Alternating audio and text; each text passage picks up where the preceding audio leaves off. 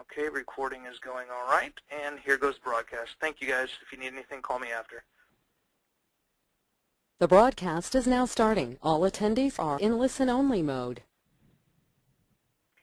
Hello, everybody. Welcome to Papercuts, the part one of a 6 series about paper for paper lovers everywhere.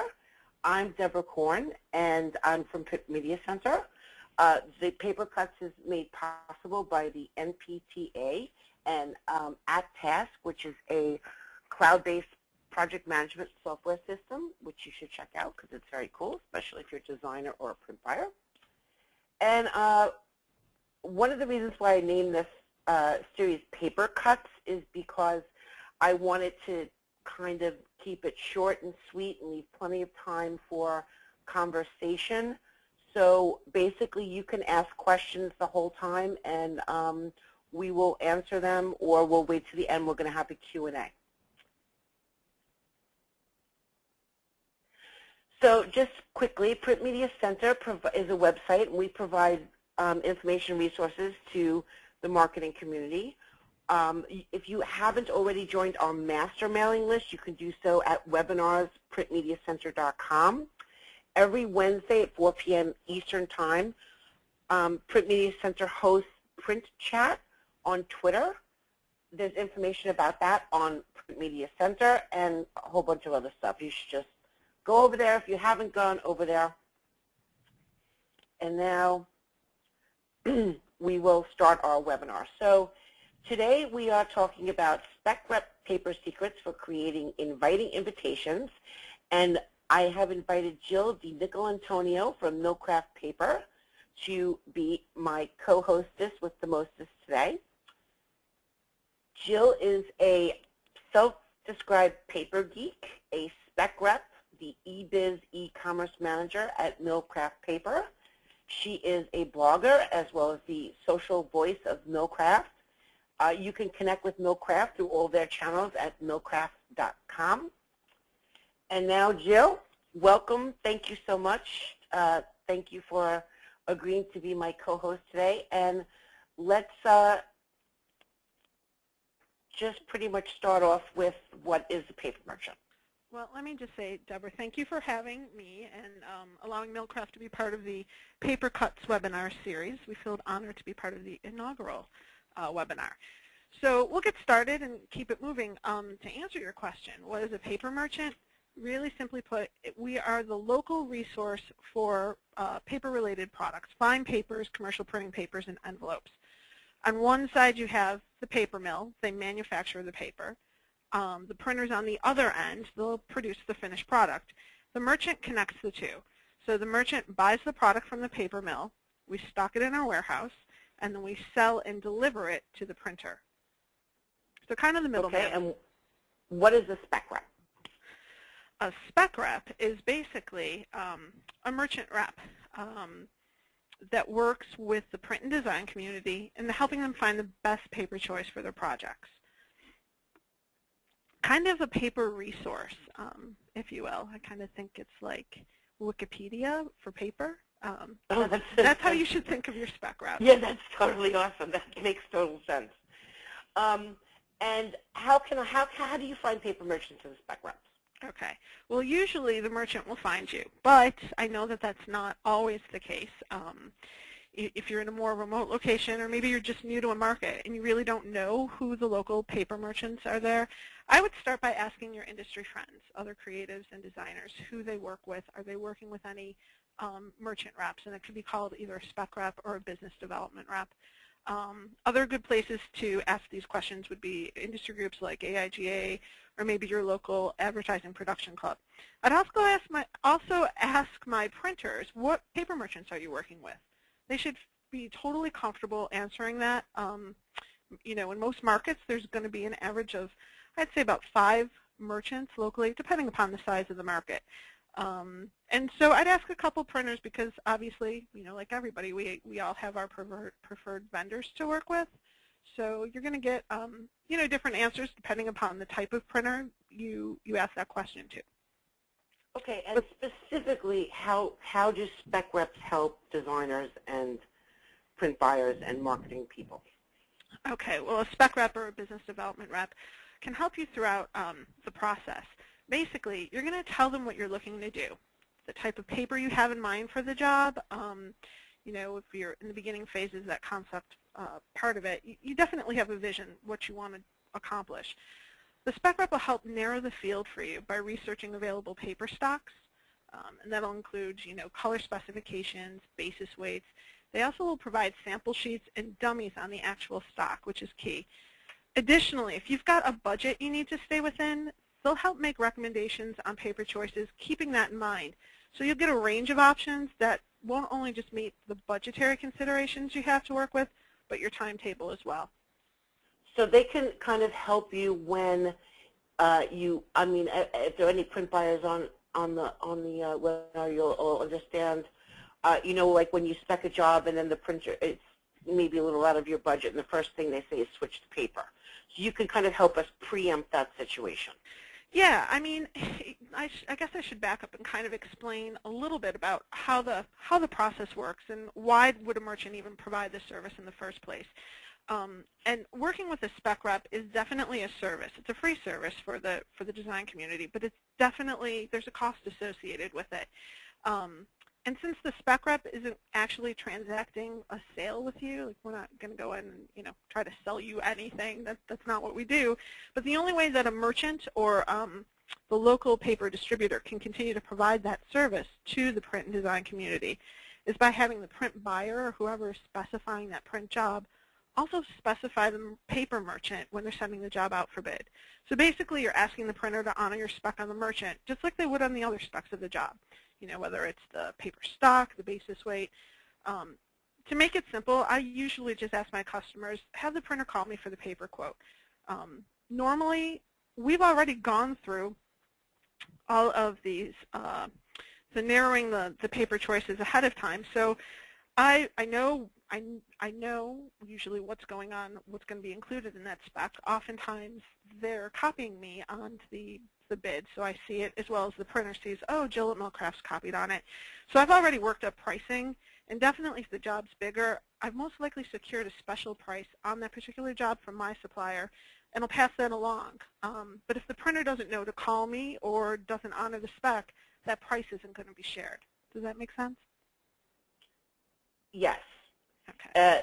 If you're basically saying if people work with merchants and the merchants are going through the due diligence of helping you find all the paper that you need, that when you go to bid the job with the printer, you tell them that so that they basically buy the paper from you. Yeah, basically. I mean, you know, they don't have to, but certainly right. It would make sense because we've just gone through that whole process.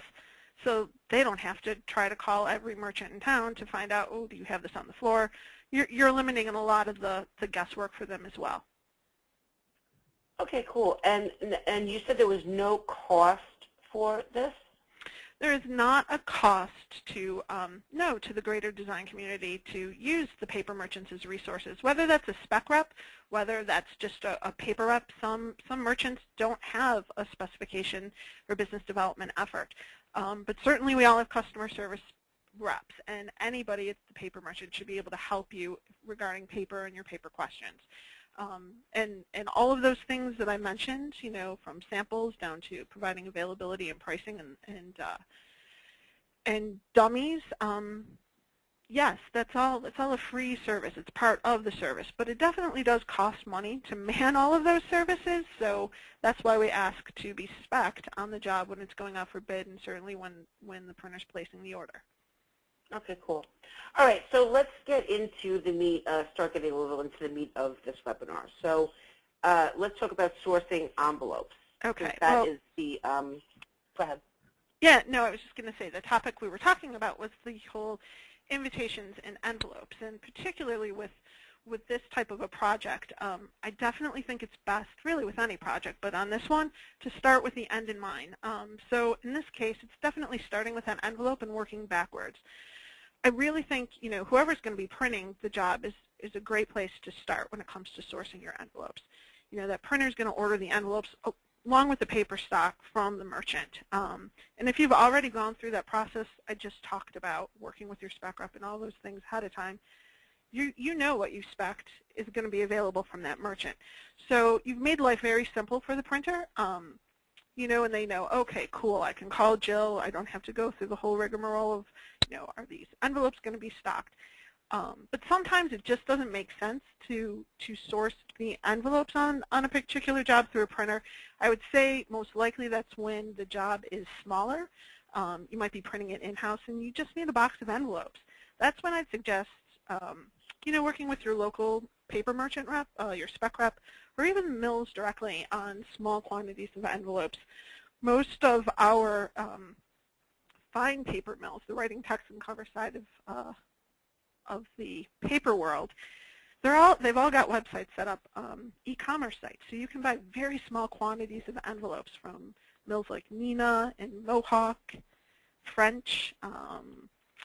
Really, everybody's got, you know, got a website these days, an e-commerce site, and they want to make sure that their products are available to the people that actually want to use them. And the reality is, we've all seen it, job sizes are just getting smaller and smaller, and it's not uncommon, you know, to have a job where it's 100, maybe it's 100 invitations, but you still want that envelope to count. You know, it makes a big impact. So you should be able to get the envelope you want for the job. Right. So when it comes to sourcing, that's kind of how I would approach it. Really, your size will dictate where you go. And then what about availability? So availability, this is definitely one of the trickier points when it comes to smaller jobs. When I say smaller jobs, I'm talking quantity. You know, I'd say anything for an invitation and an envelope, anything under 1,500, let's say, or just a regular print project in general. You basically have some terminology here that not all folks will be aware of. They should be, but your printers definitely are. You really want to make sure, especially on a small project, that you are working with a stock item. And by a stock item, we mean that's available on the local paper merchant's floor. So it's in the warehouse. And the other big advantage to it being a stock item, now I can't speak for all paper merchants, but at Millcraft, for a lot of our products, if it's a stock item, meaning it's on our floor in the warehouse, we will break the carton. So if your particular project only requires, I don't know, like 50 sheets of paper, but the carton itself has like 750 sheets in it, if we stock it, we'll break the carton and just ship the 50 sheets of paper that are required for the job. On the envelope side of things, it's a little bit more restrictive, but not much. Most envelopes come 2,500 to a carton, but you can buy as small as a box if it's stocked, and that's usually 250 envelopes in a box. So a stock item is key. The next term would be non-stock or mill item, and I'm sure you've heard that before. Oh, I can't get it, or oh, it's a mill item that will take 2 weeks.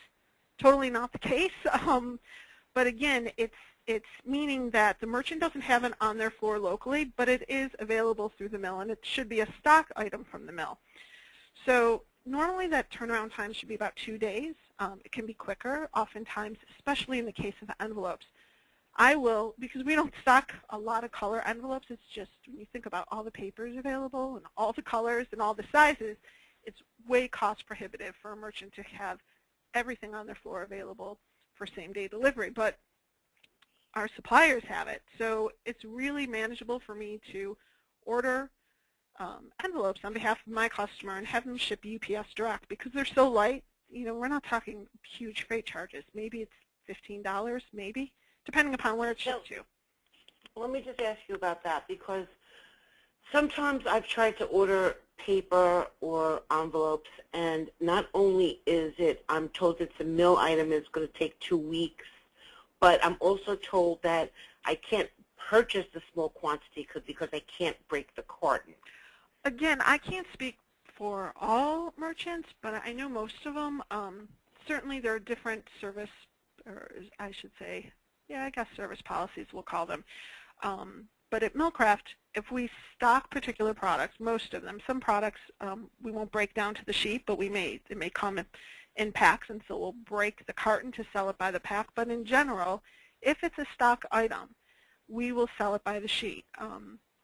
It's just depending upon, you know, how that item is set up in our system, but that's definitely where, you know, working with your local paper rep, is a huge advantage. You know, the first thing I'm going to do, like I got a call from a designer a couple weeks ago. She was doing a wedding invitation for her sister. Not huge quantities at all, but she wanted gray felt square envelopes. I'm like, okay, I know we're not going to have them on the floor, but I knew exactly where to go to get them. One of my suppliers does a tremendous job of stocking that. So, you know, it's readily available. They've done a great job, the mills, of having local, or I should say regional distribution centers to pull from. So that became a very accessible thing for her to get exactly what she wanted, and it still met her time frame. Had I had them on the floor, yeah, I could have broken the carton, and depending upon how they were packed, and most likely it would have been a box, so 250 at that. Cool. Well, that's good to know. And then the last one, the special make and custom? Okay, so a special make, it's basically a custom envelope. The typical turnaround time is going to be about 14 business days. Now, with that being said, I've seen it done in as little as 3 to 5 days. We used to do our own envelope converting with, we had a company, Millcraft Express Envelope. And, you know, as long as that paper's in stock, the dies exist, and depending upon the schedule, it can be turned fast. It just depends. And that's definitely where your relationship with your paper rep and your print rep are going to come into play, because, you know, they're going to know the converter's availability and can you get it on a particular run and where it's going to fall. But I would tell you that if it's really, really custom size, yeah, definitely allow the 2 weeks. But if it's a standard size, just not a stock item, specialty paper, it shouldn't take that long. Great. Okay, so now we're going to get into the meat of the webinar, which will be, we're going to show some creatives and go over some spec rep secrets. But before we do that, very quickly, if you don't mind, there's 2 questions. Sure. We kind of touched upon it, but maybe people missed it in the beginning. First of all, how do you find a spec rep? Okay, so you would find a spec rep. I would say you could Google paper merchant or paper distribution in your city. I totally think it's like anything else. Like, how do you find a good hairdresser? You know, I ask my friends. I ask people whose work I admire that I like. Hey, are you working with a paper rep? Can you recommend anybody? I would ask my printers. I mean, certainly you have some printers that you trust. At least I'm assuming that you do. And they're buying their paper from somebody, from one of us, from one of the merchants. And most likely they're working with all of the merchants, or at least 2 to 3 of them. Ask around. Ask your printers who do they work with in terms of the paper, their paper supplier. Great. And the second question was, can you order envelopes or paper via the internet or your website? Yes. Actually, we have our e-commerce site, which is one of the things that I kind of oversee for Millcraft. It's mymillcraft.com. We sell primarily to our existing customer base, so it's a B2B website. However, anybody can go and request an account and transact with a credit card online. So if you know what you're looking for, and you see it, you can order it from our website or any of the mill's websites as well. And we'll get into that when we look at the slides. I got some examples. Perfect segue, Deborah. Yay. Okay, so basically, what is the spec rep secret here? Okay, so this particular job is, it was a small quantity. It was only 100 invitations being produced.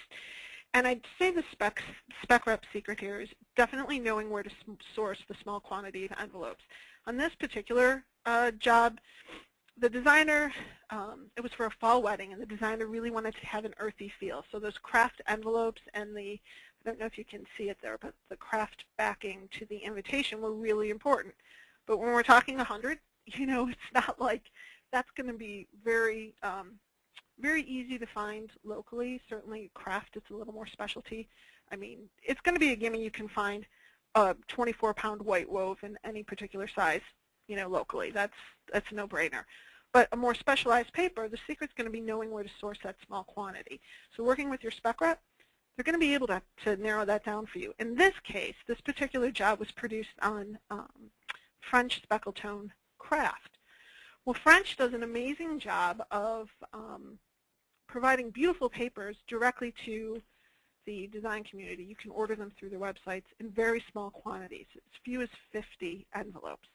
Wow, 50. So yeah, and in turn they allow us, the merchant, to be able to buy those smaller quantities. So we too would be able to. So if you called Millcraft and said, "Hey Jill, I'm working on this job and I really want to use, this craft envelope, but I only need 100 of them," that would be my first call. Is going to be, okay, let me see if French has it, because I just know French has them in stock. Right. Let me see if they've got it and what my price is. And most likely, your merchant's price is going to be a lot less than what the Mill's website e-commerce price will be. Just makes sense. Great.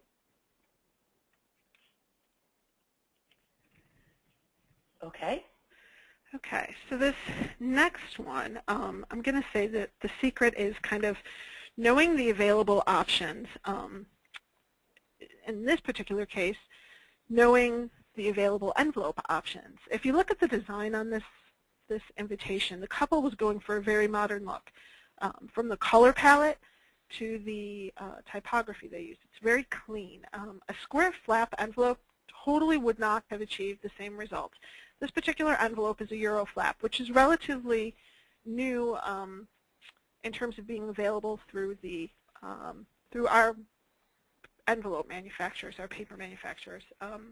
But knowing what options are out there in terms of whether it's paper or envelopes in this case, that's going to be your little secret, and your spec rep will be able to help you. So, in this particular instance, I'd be definitely working with the designer, to get a sense of what vision they had for the design, and definitely can see that the Euro flap just completely fits this piece really well. Yeah, an announcement square flap envelope wouldn't have conveyed the same message that this does. So basically, I can call a spec rep and say, okay, is square flaps, regular triangle flaps, is there anything else out there? And you guys obviously know. Yeah, there's a lot of envelopes, and it can be a lot to wade through. Again, we just focus on paper, so we should know it inside and out, and envelopes are part of that. Any good paper rep is going to be able to help navigate through all of that stuff for you. Awesome. Okay, this one's really cool. Yeah, I like this one. This is definitely, I would say, the spec rep secret is knowing what stock's readily available and how to get it, again, in small quantities. Ooh, you advanced one, Deborah, I think. Go back a slide. I'm still on invitations and envelopes, no? Yeah, but we were on the blue envelope, the policy envelope. Yeah. Oh, I'm sorry. It's okay. You're just jumping ahead of me. I'm sorry. It's okay. There's people talking. I don't think they can hear us. If you could talk a little louder, maybe. Oh, yeah, sure. I'll talk louder. I'm hoping that this is clearer for people. Okay. So on this particular job, it was produced on Mohawk Superfine, which is a definite premium sheet of paper. And the secret is knowing what stock is going to be available. They only produced 80 of these, so you definitely want to go with a stock sheet here. In this case, the designer certainly was well-versed in his paper selections. So he's got Superfine paired with a policy envelope that's really a nice touch. It's a colored envelope. Standard would have been just a white policy envelope, but here, again, the secret is knowing what's going to be available to help differentiate and tie back into the design well. In this case, the policy envelope is in stock. I know this because I just was working on a job where I needed to find some lime green policy envelopes. The Mohawk actually had them readily available on their website, so I was thrilled with that. The other nice thing about this job, I couldn't believe it. It might not make everybody really thrilled, but I think it just proves that you can do a lot of things with a limited budget. This was produced at Kinko's. Really? Yeah, they did it at Kinko's, and according to the notes around it, they finished it in 15 minutes. So, you can still produce really good-looking quality things within a budget. It's just knowing where to go for the resources. It's half the battle right there. And that blue policy envelope is considered off the shelf, correct? Because somebody has it somewhere. Yeah, somebody's got it available. So, and I got to be honest with you, I don't know that most people would know, oh my God, yeah, I can get that, you know, in as little as, you know, 50 envelopes if I wanted. But your spec rep will know those things. That's why you definitely want to work with them. Okay. Okay. I like this one too. I do too. I mean, this is definitely like over-the-top bells and whistles. Again, there's a thing going on here. This was a small quantity. They only produced 100 of these for this gentleman's birthday, but it's very clearly customized. But because the quantities are small, the designer was able to use some specialty techniques. Like in this case, they went with a gold foil stamp and letterpress. Totally gorgeous. But I think the spec rep secret here is you can create a completely customized look using very standard elements. To me, what jumps out is the liner to the envelope. Definitely customized, okay? And you could, you know, reinvent the wheel and completely complicate this and build in a lot of problems and expense into it. Maybe you decided it was going to be a bigger size envelope. I would say go with standard elements where you can. And in this case, you know, an A7 envelope is standard. That die is going to be standard at most envelope converters. If it's not, maybe you need to look for another source on that, but that die should be in existence. So really, you know, the customization would be the liner, or if there was really a specialty stock. In this case, it's a craft stock. Again, you know, we just looked at the one previously. I can think of a few other mills that make craft paper, and to find a text weight that's stocked from a merchant, you know, it's not going to be tons of paper sizes available, but I think you'd be able to find that locally. It's not that far of a stretch. But I just think the secret here is going to be how to, you know, working with your spec rep, you can get a really customized look, but using standard elements. So you're still going to stay within that budget, but achieve a really special, personalized, custom feel to the suite. I think that's a great tip. I like this one too. I like them all. Good samples. Well, you know, I just think, I don't know, again, I love paper, and so when you see really good things produced with sometimes really over the top, in this case, very minimalistic approach, you know, the secret here, I think, is letting the paper do the heavy lifting for you. When you look at this, it's very simple. I loved the use of the translucent envelope with this. It's a completely perfect fit because it allows the invitation, the announcement to kind of fade away, to disappear when it's inside the envelope. You see something, a hint of it, because it is translucent, but when you open it up, the beauty that the emboss on the card itself shines, and it's all about the simplicity of the paper. So it's really knowing the implied attributes or special effects that paper can impart.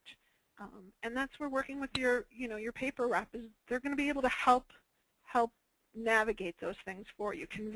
You can convey the vision and the feel that you want to achieve. They can help you execute that by knowing exactly what substrates are going to work for the project.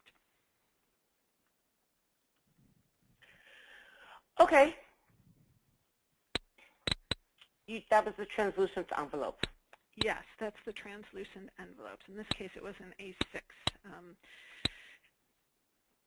Did you talk about the little baby envelopes? Oh, yes. This is the other thing. The mini lopes? Yeah, the mini lopes. And so translucent envelopes are made by a couple different suppliers. For Millcraft, we stock, some of you may be familiar with Nina's UV Ultra. There's also the Clearfold. Riche makes a sheet called CT, and then CPI has a grade called Llama Naturals. And it's really important when working with translucent sheets, some people refer to them as vellum, to know if the sheet is going to be folded, which obviously in an envelope it is. You want to make sure you're working with a sheet that is naturally transparentized as opposed to chemical transparency. Mm-hmm. Okay, I know I'm totally paper geeking out on you right now, so I will say the big difference is because of the way the fibers and the sheet's constructed. You want to find something that's going to be a little more pliable. And the Llama Natural from CTI is beautiful, and it works well because it does fold and score very easily, perfect for envelopes. But they also make these very cute mini lopes that are the size of business cards. So they would be great. I like that name. Well, every time you say that, I think of like a baby antelope. That's exactly what it is. I mean, it's just business card size, and it's so cute. I can think of a million different ways to use it. And I just think it's a nice way to differentiate. So again, it's kind of, knowing where to find the resources for those kind of specialty things you're looking to do. So, okay, cool. So I like the purple guys. Yeah, I like this one because in general, the big, the rap in the industry has always been, oh, those spec wraps, they just like to show off the purple bumpy paper, which is so not the case. But obviously in this case, it kind of is. This is a sheet from Nina called Teton, which is a true felt. So it has some texture to it in the amethyst color. The secret here is going to be, it's all about the samples. So I'd say the spec rep's secret is knowing to use your spec rep to successfully ensure that the job is going to turn out the way that you've envisioned. In this particular job, you've got a really dark sheet of paper, and they've just printed silver metallic on it. I would definitely recommend getting samples and doing some drawdowns. One hit of metallic may not be enough. You may need to bump it to 2. This is where samples is so key. Another thing would be, too, because this particular piece is self-enclosed, you've got a lot of scoring going on, and because it's felt, you definitely want to make sure you're doing that with the grain direction. The only way to know this is by working with the paper samples. So I would definitely, I would say in this case, the secret to the success on this job is all the work ahead of time, and that's definitely done by using your spec rep to get some good samples together for it.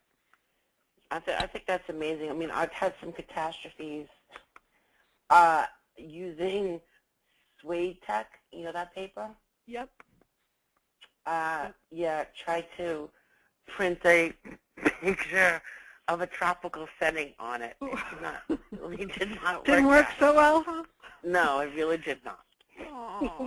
It was one of those things where I wish that somebody would have stopped me, or I would have known to ask a spec rep, hey, what is actually the best kind of art to print on this, if anything at all, Yeah, it was absolutely. It was a disaster. It was there. I can understand that. Yeah, there's, it's not an exact science. It is an art, and knowing how things are going to perform is a huge part of getting as close to perfect as you can. And I think that's also one of the reasons why we love the swatch books, because we can see different techniques used on the papers. I think that's very important. And that's honestly this particular slide leads me right to that point. It is so important to see different print techniques being done on numerous substrates. Don't get me wrong, I love coated paper. If you've read my blog at all, you just see me totally, get all goofy over a matte finish coated sheet. But at the same time, I love using color and texture papers. But the battle is knowing, are they going to really do what the client's expecting? The only way to know that, and this is where I'd say the spec rep secret comes in here, is working with your spec rep. We're going to have an arsenal of print samples that are available at your disposal. This particular image is, for a holiday card. We get so many samples done on holiday cards. We'll have some things that I used to call it my keeper folder, that I tuck away, because there's going to be that call, that job that somebody's working on. Maybe it's, printing on Suede Tech. They want to see what those results are going to look like. So I've got a file going of all those one-of-a-kind, really special things. And in this particular piece, this was done on the Classic Crust Patriot Blue cover, which is a really dark cover. And here they've used opaque white. So it's kind of nice to see that being done. I don't know if I'd be gutsy enough to do it without seeing it, actually, that somebody did that before me and knowing that it could be achieved. Certainly your relationship with your printer is going to matter a ton. But I think when you can actually, see the proof and show that, like, okay, this was achieved. I'm not just pulling this out of thin air that I want to do this. It definitely helps. And in this case, it's a traditional print project. I mean, it's holiday card. Most of them tend to be corporate-looking holiday cards, but they did it in a very non-traditional holiday motif. I love the use of the darker paper stock, and that whole graphic element with the circles, just reminds me of champagne bubbles, festive, party. I love it. I just think it was really clean, fun design, and works really well in this application. So basically, if it's getting around holiday time season and I want some inspiration, I can call a Spec rep and say, send me some stuff that's completely out of the box as far as, holiday cards. Yeah, yeah. Absolutely. Let them know what it is that you're working on or have coming up, whatever the project may be, whether it's a holiday card. Everybody always, during annual report season, or what used to be annual report season, the mills would put together these amazing kits and, always like super over-the-top things. But they provide inspiration. It may not be for an annual report. It may just be for a brochure or, right. A particular marketing piece. But that's how you get to see different things being used and get the confidence to try some of those things yourself. I love it. Okay. So, yay. Short and sweet, nice paper cut. We have some questions pending. Okay. I'm not sure I exactly understand this one, but I'm going to try my best. Mm-hmm. Printers that want to, I guess, print flat and then convert envelopes versus ordering custom envelopes for custom printing. Do you have a suggestion on what is better? I'm not sure I'm understanding the question. I mean, it would depend upon the job whether or not you could have to convert the envelope or not. But yeah, I mean typically it does depend on the job. Typically if you're, you're and the size. Yeah, and the size.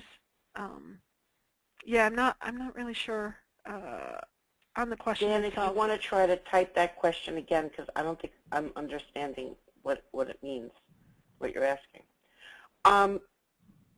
How do I learn more about the specialty papers? That's definitely where I would tell you to, really there's a ton of things available online. I know at Millcraft we really do a lot of educating.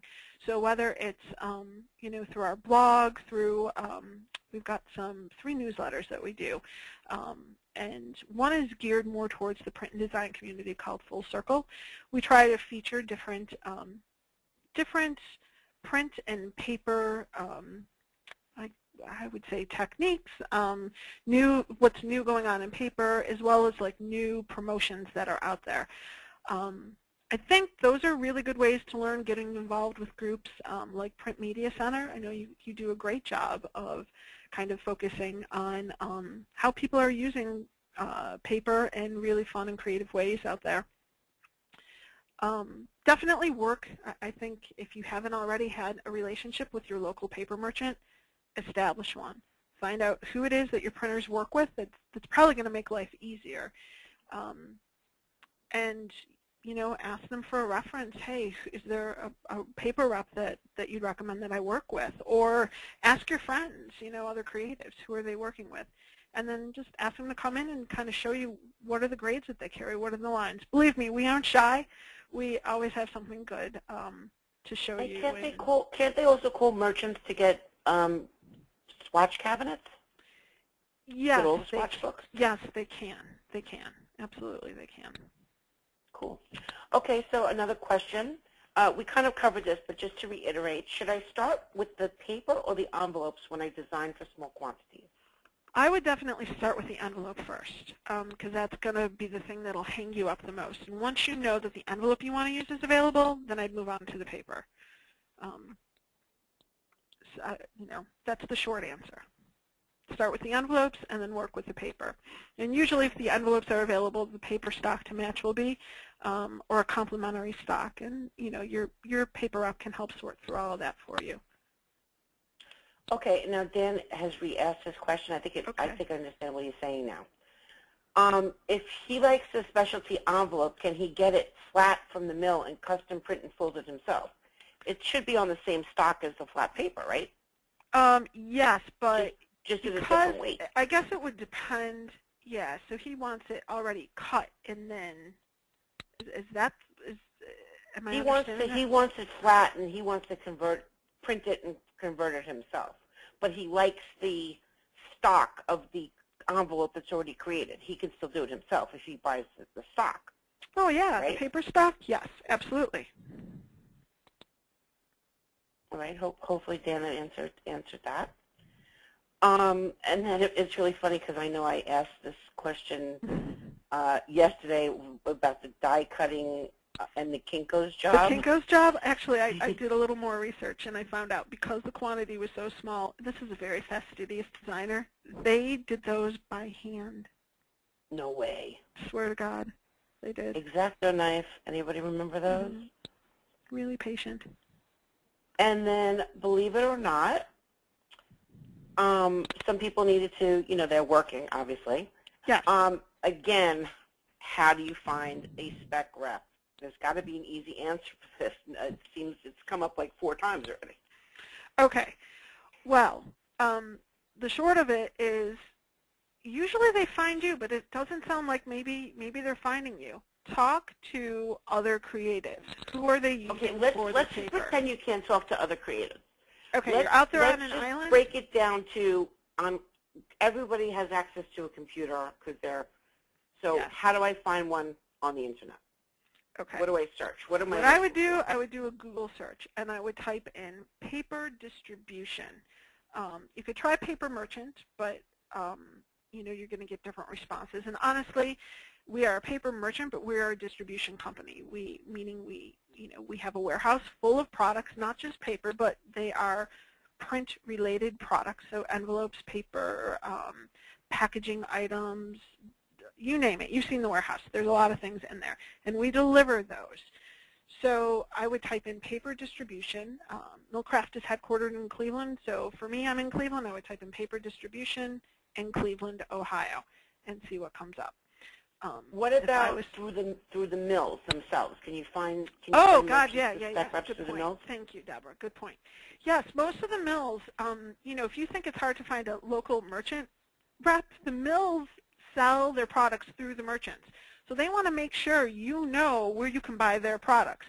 So pretty much every mill has a website, and within their websites, they all do a great job of being able to hook you up with a local merchant. So whoever is franchised locally to sell their products in the market.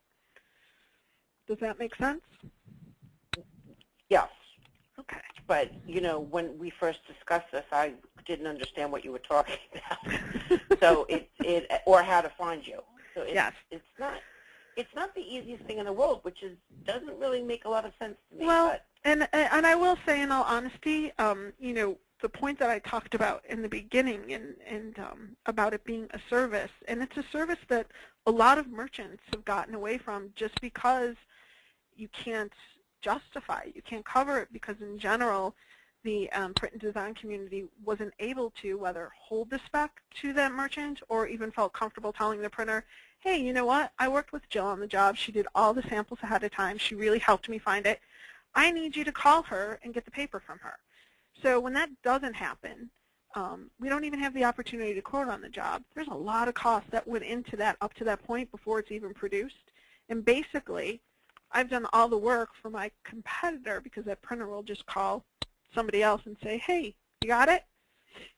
You know what I'm saying? So that's it's a big reason why the chain is broken and why in more remote areas of the country, not in major markets, where it may be harder for people to get connected with local merchants. But I will say this is where the internet is a great equalizer. I can't speak for everybody, but again, it's no different than Amazon. You can get what you need online. For us, we've got a great e-commerce site that everything that's available in our warehouses is available online for ordering. Okay. And I don't think we're different than most merchants. Okay, and Jeff wants to know, what is the difference between my paper sales guy and a spec rep? Okay, so I'm going to assume Jeff works at a printer, and your paper sales guy is going to be calling on the paper buyer at the printer and the paper estimators. And the paper sales guy is just interested in getting the order. because I'm going to be completely, blunt here. They are commission based, so they make their living on sales. So they're focusing on who's actually going to be transacting, meaning, can I walk out of there with an order in my hand, or at least, work on the job where I know I'm going to get the order because I'm at the printer. They're the ones buying the paper. A spec rep doesn't necessarily do that. They'll work with the creative community ahead of time. And in the best case scenario, you've got the designer, the spec rep from the merchant, and the print rep all working together. So the spec rep will do all the legwork up front, work with the designer, and then communicate with the print rep. Hey, this is what we're thinking about doing. We've got all this on the floor. Makes things really easy for the print rep. They turn over the specs or the quote to their estimating department, and then they know, okay, real simply, I can get the paper from Millcraft. Okay, and then he says, it seems like a spec rep will help us get better deals and find those specialty papers. They definitely will help you find the specialty papers. Better deals, it kind of depends really and truly on a few things. If you are an end user or a corporate marketing department, definitely makes sense in terms of better deals to kind of work with your paper rep, your spec rep.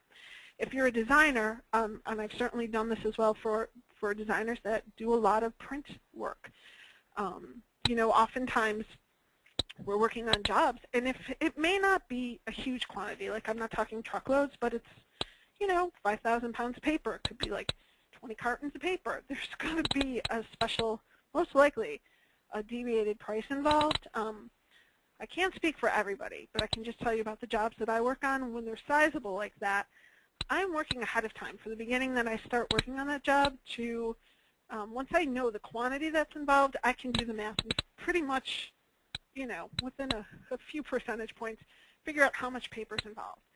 That allows me to be able to negotiate a better price from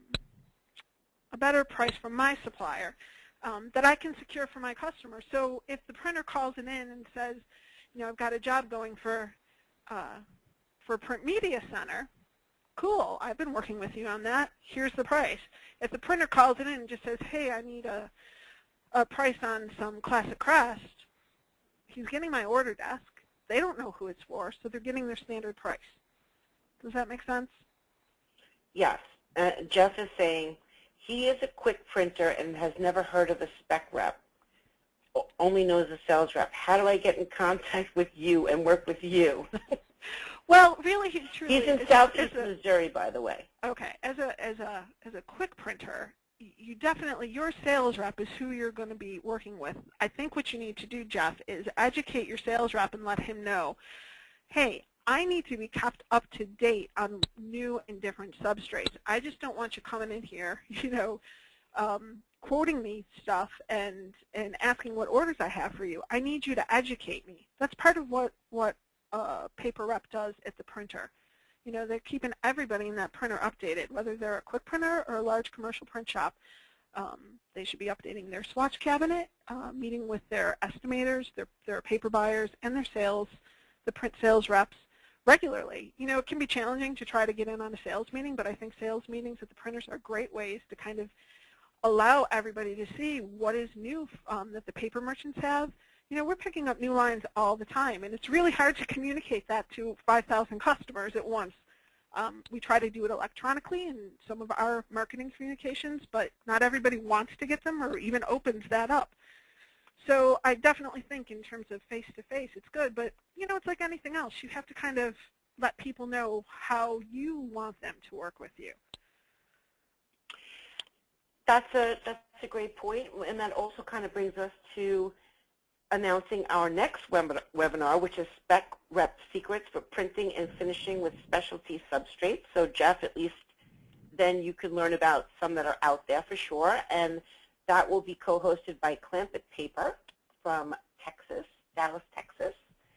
And again, if you haven't signed up for our master webinar list to get invitations and be able to get, I hope everybody got their samples from No Craft Paper. Yay! I know some people said they were really cool, Joe. They were tweeting about it. Oh, good. So if you want to get samples and, find out about the webinars pretty much before everybody else, you can mark your calendar. Please, check out webinars, PrintMediaCentr.com, and always visit Print Media Center because we have something cool going on. And, yeah, that was fun. And, oh, well, I don't know what you see, but I'll just put it on my thank you slide like that and say thank you for everybody for coming. And Chad from Explore, thank you so much for letting me jack your webinar system. I really appreciate that. And we are done. Thanks, everybody. Thank you.